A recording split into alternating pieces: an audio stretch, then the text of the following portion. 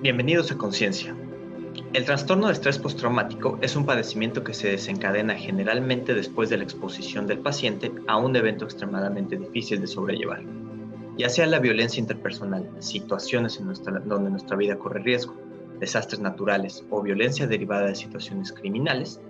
Actualmente existen diversos países alrededor del mundo en donde una buena parte de la población sufre constantemente de este tipo de amenazas, lo que puede derivar en el trastorno de estrés postraumático. En este video revisaremos brevemente las generalidades de este, sus causas y mecanismos fisiológicos, así como el tratamiento del mismo.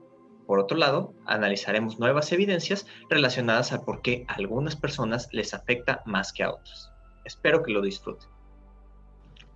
Para todo habitante de la zona oriente de la Ciudad de México, el poder tomar el metro se había convertido en lo más cercano a vivir en una ciudad de primer mundo.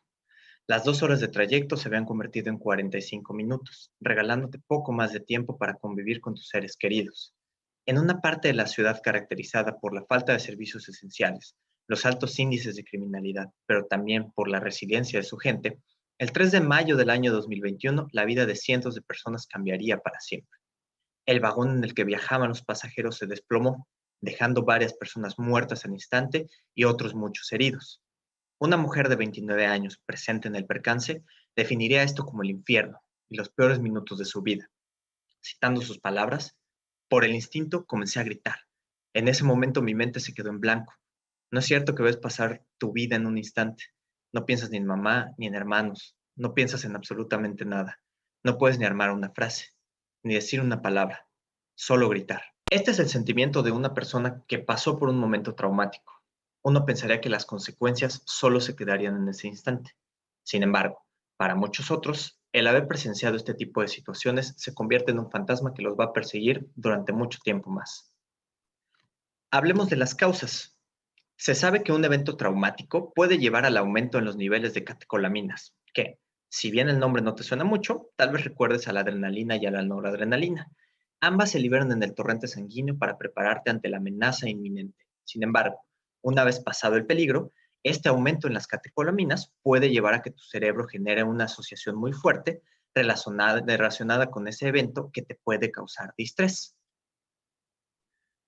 Recordemos que en sí mismo el estrés es una respuesta fisiológica que nos prepara para enfrentar situaciones imprevistas en nuestra vida cotidiana.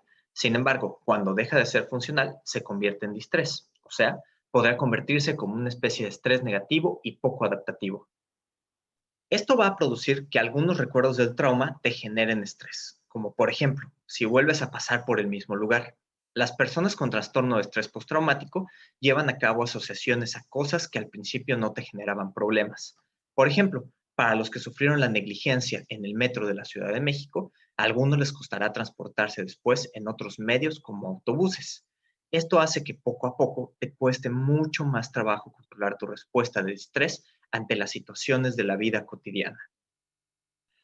Entre las manifestaciones del trastorno de estrés postraumático se encuentran la recapitulación de memorias que se llevan a cabo de manera intrusiva y cuyo contenido es altamente estresante.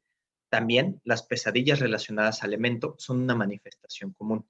Adicionalmente, existen algunos otros síntomas como irritabilidad, hipervigilancia asociada a una sensación aumentada de preocupación o peligro, dificultades para dormir, problemas de concentración y retraimiento emocional. Las personas con trastorno de estrés postraumático suelen evitar lugares, actividades o elementos que les recuerden al evento que originalmente desencadenó su trauma. La severidad del trastorno va asociada a condiciones como el abuso de sustancias, trastornos del estado de ánimo y ansiedad, y puede llevar a comportamientos impulsivos peligrosos y conductas de daño a uno mismo. De manera interesante, la incidencia en la población de algún evento traumático puede llegar a ser bastante alta. Por ejemplo, algunos cálculos indican que muchos de nosotros vamos a ser testigos en algún momento de nuestra vida de este tipo de eventos. Alrededor del 25% de las personas pueden llegar a ser testigos de un evento traumático. Algunos otros se encontrarán en accidentes, recibirán amenazas, recibirán ataques, serán molestados en su vida normal. Algunos otros podrán tener experiencias negativas estando en combates. Y desgraciadamente, muchos otros podrán padecer este tipo de trastorno derivado de problemas de abuso en edades infantiles o inclusive algo tan espantoso como la violación. De manera difícil para las víctimas, cada uno de estos elementos puede determinar si la persona va o no padecer trastorno de estrés postraumático. Por ejemplo, el hecho de ser testigo de un evento traumático solo hace que alrededor del 15 o el 20% de las personas que son testigos generen el trastorno de estrés postraumático. Sin embargo, en otros elementos o en otros eventos traumáticos, como la violación, alrededor del 50% de las víctimas pueden generar trastorno de estrés postraumático. En relación a la prevalencia a nivel mundial, si bien los datos en algunos otros países pueden ser más específicos, podemos darnos cuenta que en algunas regiones, como por ejemplo México, la incidencia o la prevalencia puede ser relativamente baja. Esto podría deberse a la falta de datos apropiados, ya que en muchas naciones realmente el problema tiene que ver con el denunciar el hecho o levantar la voz, cada vez dado por la falta de confianza en las autoridades o en el sistema. Y esto puede determinar que estos números pues, realmente no correspondan con la realidad.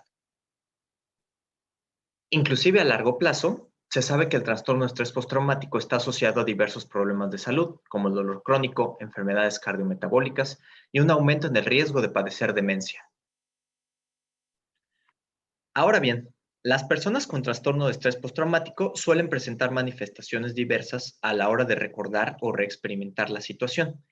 Estas manifestaciones suelen mostrarse en dos espectros de reacción emocional. Por un lado, aquellos que presentan problemas para controlar sus emociones cuando recuerdan el evento, generándose respuestas como el miedo, la ira, la culpa o la vergüenza. Y algunas evidencias muestran que esto se debe a la inhibición de un área del cerebro llamada la corteza prefrontal y la corteza cingulada anterior, que son encargadas, entre otras cosas, del comportamiento emocional, y a un aumento en la activación de la amígdala, que es el área del cerebro encargada de las emociones. Por otro lado, los que aumentan de manera desmedida su control emocional muestran estados de despersonalización, desconexión con la realidad, una especie de entumecimiento emocional o inclusive lo que se podría definir como un estado de analgesia. Esto se debe al efecto opuesto, a una mayor activación de áreas del control emocional y a una inhibición de la amígdala encargada del procesamiento de las emociones. Entonces, en la imagen podemos observar que del lado izquierdo se muestra una representación de una persona que tiende a mostrar mucho más sus emociones, en donde hay una actividad o un incremento en la actividad de la amígdala o de otras regiones como la ínsula, y hay una inhibición de esta área del cerebro llamada corteza prefrontal, que es encargada de controlar nuestro comportamiento.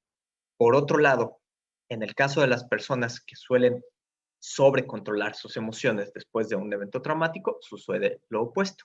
Existe un aumento en la actividad de la corteza prefrontal y una disminución en la actividad de la amígdala.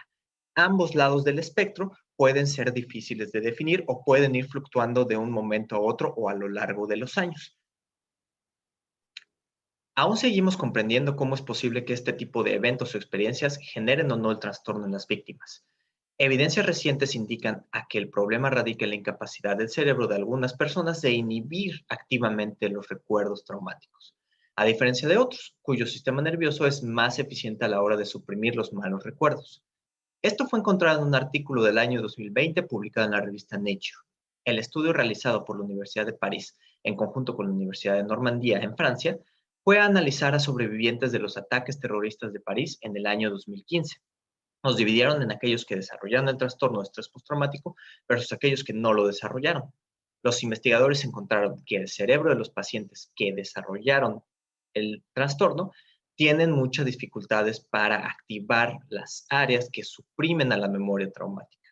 Aunado a esto, existen evidencias que indican que hay factores genéticos que vuelven a ciertas personas mucho más vulnerables de desarrollar este trastorno, por lo cual es difícil saber si una experiencia traumática nos va a marcar negativamente de por vida o no. Actualmente, los dos principales tipos de intervención se centran en la terapia o en la farmacología.